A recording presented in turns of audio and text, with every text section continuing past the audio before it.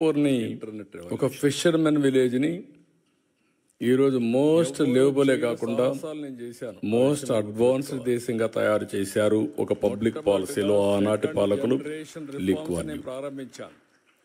ఇలాంటి అన్ని దేశాల్లో కూడా మనం చూస్తే ఇదే చరిత్ర మనకు గుర్తొస్తుంది.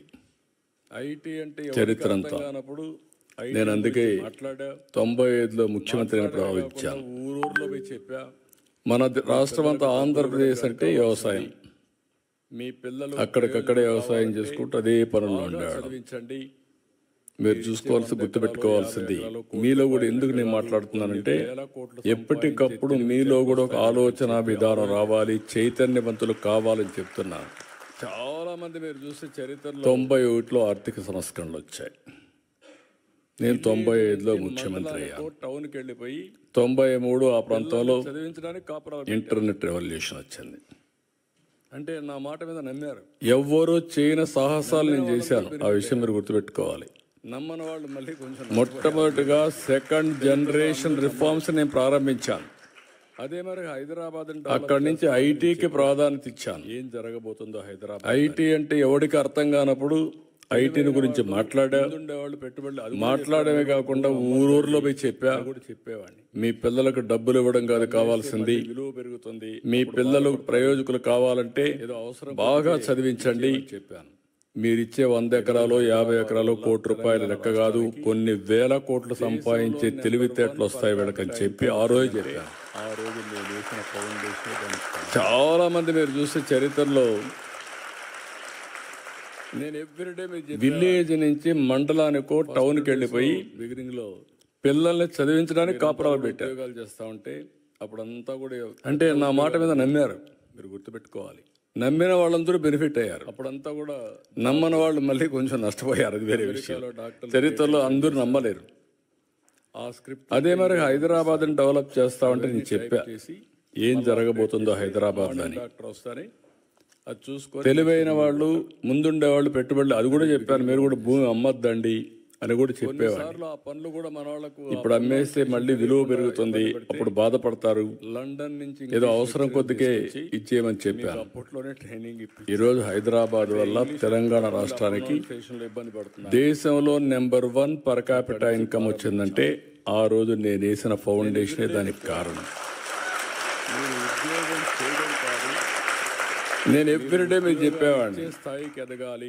ఫస్ట్ డేస్ లో బిగినింగ్ లో జాబ్ ప్రొవైడర్ గా మీరంతా కూడా ఉద్యోగాలు చేస్తా ఉంటే అప్పుడంతా కూడా పెద్ద ఉద్యోగాలు లేవు, మీరు గుర్తుపెట్టుకోవాలి.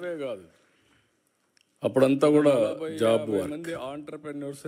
అమెరికాలో డాక్టర్లు డే టైం పని చేస్తారు, ప్రపంచం మొత్తం ఆ స్క్రిప్ట్లంతా ఇండియాకి పంపిస్తారు. అవన్నీ టైప్ చేసి మళ్ళీ అప్డేట్ చేస్తే మార్నింగ్ డాక్టర్ వస్తారని అది చూసుకొని నెక్స్ట్ ముందుకు పోతాడు. ఎంఓయూలు కానీ అది బిగినింగ్ లో మనం చేశాను. అనేక విధాలుగా కొన్నిసార్లు ఆ పనులు కూడా మన వాళ్ళకు ఆ ప్రొనౌన్సియేషన్ తెలియకుండా ఇబ్బంది పెడితే లండన్ నుంచి ఇంగ్లీష్ లెక్చరర్ తీసుకొచ్చి మీకు అప్పట్లోనే ట్రైనింగ్ ఇప్పించా. అంటే ఇంగ్లీష్ కొంతమంది ఆ ప్రొనౌన్సియేషన్ లో ఇబ్బంది పడుతున్నారని అక్కడి నుంచి ప్రారంభించా. ఆడబిడ్డ చెప్తా ఉంది, నేను ఎవ్రీడే చెప్పేవాడిని ఆ రోజు చదువుకోవాలంటే మీరు ఉద్యోగం చేయడం కాదు తల్లిదండ్రులు, మీరు ఉద్యోగాలు ఇచ్చే స్థాయికి ఎదగాలి. జాబ్ సీకర్ కాదు, జాబ్ ప్రొవైడర్ గా తయారు కావాలని ఎప్పుడు చెప్పేవాడిని. అంటే ఆంటర్‌ప్రెన్యూర్స్ కావాలని. మీకు ఇది ఒక పెద్ద ఆస్తి. నేను చెప్పడమే కాదు, ఒక 40-50 మంది ఆంటర్‌ప్రెన్యూర్స్ ని నాతో తీసుకెళ్లి నేను ఒక పాలసీ ప్రపంచం మొత్తం వాళ్ళకు చూపించి రౌండ్ టేబుల్ కాన్ఫరెన్స్లు పెట్టేవాడిని.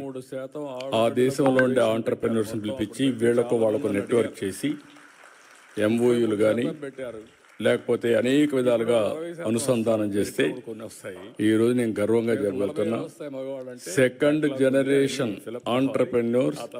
దానికి చిరునామా తెలుగు రాష్ట్రాలంటే ఆ రోజు చేసిన ఫౌండేషన్.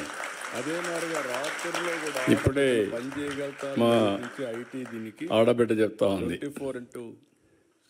ఆ రోజు చదువుకోవాలంటే ఆడపిల్లలు చదివించేవాళ్ళు కాదు, తల్లిదండ్రులు. ఐటీ కంపెనీకి పోయినా నేను ఎవ్రీడే సవాలుగా తీసుకొని చెప్పేవాడిని, మగపిల్లవాడైనా ఆడపిల్ల అయినా బాగా చదివించండి, మీకు ఇది ఒక పెద్ద ఆస్తి. మీరు చూస్తే వివక్షత చూపించద్దని ఎవ్రీడే చెప్పేవాడిని. ఐటీ ప్రొఫెషనల్స్ చెప్పడం కాదు, నేను ఒక పాలసీ తీసుకొచ్చాను.